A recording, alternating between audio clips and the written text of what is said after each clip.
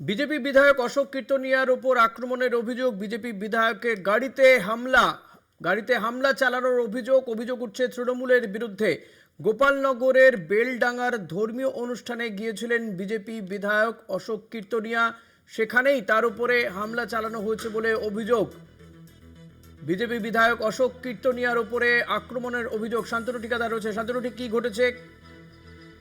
দেখো ঋষিদা, এই যে গাড়িতে, সেই গাড়িতে বিজেপি বিধায়ক অশোক কীর্তনা ছিলেন না, সেই গাড়িতে ছিলেন তার স্ত্রী এবং বনগাঁ দক্ষিণ কেন্দ্রের যে বিজেপি বিধায়ক রয়েছেন স্বপন মজুমদার, তার শাশুড়ি ছিলেন। তারা একটি ধর্মীয় অনুষ্ঠানে যাচ্ছিলেন উত্তর চব্বিশ পরগনার গোপালনগরের বেলডাঙ্গা এলাকায়। সেখানে যাওয়ার পথেই তাদের অভিযোগ যে সেখানে যাওয়ার পথেই কিছু দুষ্কৃতী তাদের গাড়ির উপর হামলা চালায় এবং এক প্রকার তাদের গাড়ি আগুন জ্বালিয়ে দেওয়ার জন্য হাতে মশাল নিয়েও তারা উপস্থিত হয়। এই অভিযোগে পরবর্তীতে তারা গোপালনগর থানায় একটা লিখিত অভিযোগ দায়ের করেন।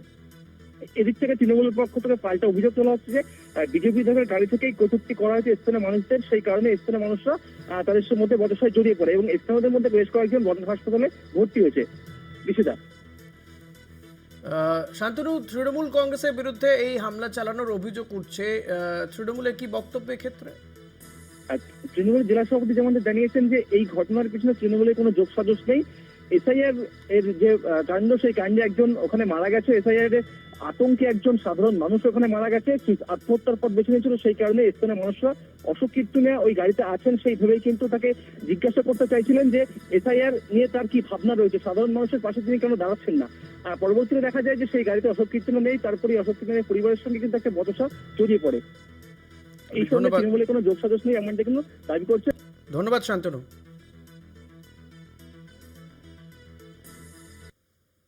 আমাদের গোপালনগর থানা অন্তর্গত বালিয়াডাঙ্গা 106 নম্বর বুথে দাসপাড়া সাহাতলাপাড়া, ওখানে তেমাথা আছে একটা। ওখানে আমাদের গ্রামের সবাই মিলে একত্রিত হয়ে বিশ্ব হিন্দু পরিষদের নেতৃত্বে আমরা হোমযজ্ঞ পালন করছিলাম।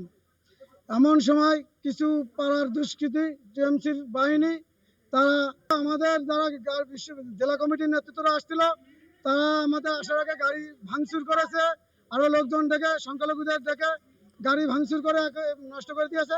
আমাদের সিনিয়র নেতৃত্বরা আসতে পারেনি, আমাদের পূজা ভাঙচাল করে দিয়েছে।